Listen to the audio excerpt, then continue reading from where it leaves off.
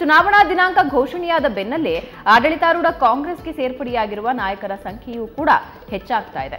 ಚಿಕ್ಕಬಳ್ಳಾಪುರದಲ್ಲಿ ಕಾಂಗ್ರೆಸ್ ನಾಯಕರು ಹಾಲಿ ಜೆಡಿಎಸ್ ಜಿಲ್ಲಾಧ್ಯಕ್ಷರನ್ನೇ ಪಕ್ಷಕ್ಕೆ ಸೇರ್ಪಡೆ ಮಾಡಿಕೊಂಡಿದ್ದಾರೆ.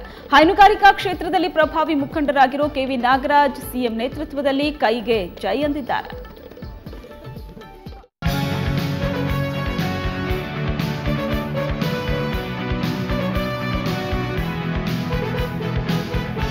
ಬಯಲು ಸೀಮೆಯಲ್ಲಿ ಪಕ್ಷ ಸಂಘಟನೆಗೆ ಮುಂದಾಗಿರುವ ಕಾಂಗ್ರೆಸ್ ನಾಯಕರು ಪ್ರಭಾವಿ ಮುಖಂಡರನ್ನ ಕಾಂಗ್ರೆಸ್ಗೆ ಸೆಳೆಯುವಲ್ಲಿ ಯಶಸ್ವಿಯಾಗುತ್ತಿದ್ದಾರೆ. ಚಿಕ್ಕಬಳ್ಳಾಪುರದಲ್ಲಿ ಕಾಂಗ್ರೆಸ್ ಸಂಘಟನೆಗೆ ಪೂರಕವಾಗಿ ಜೆಡಿಎಸ್ ನಾಯಕರು ಕಾಂಗ್ರೆಸ್ ಸೇರ್ಪಡೆಯಾಗುತ್ತಿದ್ದು, ಜೆಡಿಎಸ್ ಜಿಲ್ಲಾಧ್ಯಕ್ಷರನ್ನೇ ಕಾಂಗ್ರೆಸ್ಗೆ ಸೇರ್ಪಡೆ ಮಾಡಿಕೊಳ್ಳಲಾಗಿದೆ.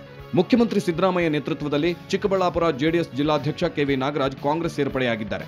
ಹೈನುಗಾರಿಕೆ ಕ್ಷೇತ್ರ ಮತ್ತು ಕ್ಷೀರೋದ್ಯಮದಲ್ಲಿ ಪ್ರಭಾವಿಯಾಗಿರುವ ಕೆವಿ ನಾಗರಾಜ್ ಜೆಡಿಎಸ್ನಲ್ಲಿ ಸೂಕ್ತ ಸ್ಥಾನಮಾನ ಸಿಗದ ಕಾರಣಕ್ಕೆ ಕಾಂಗ್ರೆಸ್ ಸೇರ್ಪಡೆಯಾಗ್ತಿರುವುದಾಗಿ ತಿಳಿಸಿದರು. ನನಗೆ ಕುಮಾರಣ್ಣವ್ರ ಕಡೆಯಿಂದ ಏನೂ ಆಶ್ವಾಸನೆ ಸಿಗಲಿಲ್ಲ. ಅವ್ರು ಕೊಡ್ತಾರೋ ಬಿಡ್ತಾರೋ ನನಗೆ ಗೊತ್ತಿಲ್ಲ. ಕುಮಾರಣ್ಣವ್ರು ಒಂದು ಸಾರಿ ಒಂದು ಫೋನ್ ಮಾಡಿ ನಾನು ಕರೆದಿದ್ದೆ, ನಾನು ಹೋಗ್ತಾಯಿದ್ದೆ. ಆ ಕೆಲಸ ಆಗಲಿಲ್ಲ.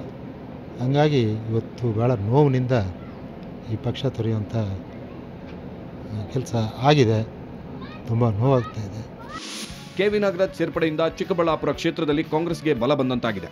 ಹಾಲಿ ಶಾಸಕರಾಗಿರುವ ಡಾಕ್ಟರ್ ಕೆ ಸುಧಾಕರ್ ಅವರಿಗೆ ಸಾಥ್ ನೀಡಲು ನಾಗರಾಜ್ ತೀರ್ಮಾನ ಮಾಡಿದ್ದಾರೆ. ಜೆಡಿಎಸ್ ಸಂಘಟನೆಯಲ್ಲಿ ಪ್ರಭಾವಿಯಾಗಿರುವ ನಾಗರಾಜ್ ಅವರ ಕಾಂಗ್ರೆಸ್ ಸೇರ್ಪಡೆ ಇಡೀ ಚಿಕ್ಕಬಳ್ಳಾಪುರ ಜಿಲ್ಲೆಯಲ್ಲಿ ಕಾಂಗ್ರೆಸ್ಗೆ ಉತ್ತಮ ವಾತಾವರಣ ಸೃಷ್ಟಿಸಿದೆ. ಅವರು ಸತತ ಹೋರಾಟದಿಂದ, ರೈತಪರ ಕಾಳಜಿಯಿಂದ, ಸಹಕಾರಿ ಕ್ಷೇತ್ರದ ಹೋರಾಟದಿಂದ, ಸಂಘಟನೆಯಿಂದ ಅವರು ಹೆಸರನ್ನು ಮಾಡಿದ್ದಾರೆ. ರೈತರ ಪರವಾಗಿ ಒಂದು ಧೋರಣೆಯನ್ನು ಇಟ್ಕೊಂಡಿದ್ದಂತಹ ಒಂದು ಮಹಾನ್ ನಾಯಕ ಅಂತಂದರೆ ತಪ್ಪಾಗಲಾರದು. ನಾಗರಾಜಣ್ಣವರು ಈ ಜಿಲ್ಲೆಯಲ್ಲಿ ಕಾಂಗ್ರೆಸ್ ಸೇರಿರ್ತಕ್ಕಂಥದ್ದು, ಕಾಂಗ್ರೆಸ್ ಪಕ್ಷಕ್ಕೆ ಬಲ ಬಂದಿದೆ. ಕಾಂಗ್ರೆಸ್ ಪಕ್ಷ ಅವರನ್ನು ನಿಜವಾಗಿಯೂ ಕೂಡ ಗೌರವಯುತವಾಗಿ ಮುಂದಿನ ದಿನಗಳಲ್ಲಿ ನಡೆಸ್ಕೊಂಡು ಹೋಗ್ತೇವೆ ಅಂತ ಮಾತ್ರ ನಾನು ಹೇಳಲಿಕ್ಕೆ ಬಯಸ್ತೇನೆ.